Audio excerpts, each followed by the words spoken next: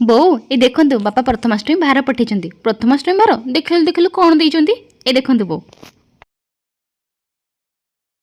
T shirt. हाँ T सार्टा तो सुंदर है एटा तो मो जई पुआ को बढ़िया मानिब।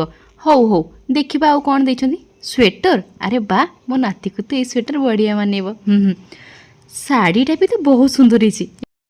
यही सब बो निजे पसंद करके देइछि। एटा तो मो झील को बहुत सुंदर मानिब। एई ने बो पु आसले कहबो एई सब जिनिस झील घर को प्रथमाष्टमी रे पठेई देबो। हेले बो ए सब तो मो बो आम पई देइछि आपण अपा को केमिति देई देबे। काहेकि तममानकर कौन आउ नुआ नाई कि एटा पिंधिकी अष्टमी हेले जाइए हपा मुझे कहली से कर आ सब को मुझे कही बोली पुओ किसी कहबनी जा रखीदे पुओ आसिले कह झील घर को पठेईदेव। ठीक अच्छे बो झील तो अष्टमी भार पठेली कहीं झील तो फोन कर कहला मुझे फोन करके पचारे हेलो मारे अष्टमी भार पठेले तू कहीं कौन किसी कहूनु तोते कौन पसंद आसला कौन आउ कहबी बो से गुड़ा कौन मुझे भलसे देखी कि कहि तू मो पाई जहाँ सब देइथिलु से सब मो सासु तांको झियो पाई पठे देइछंती।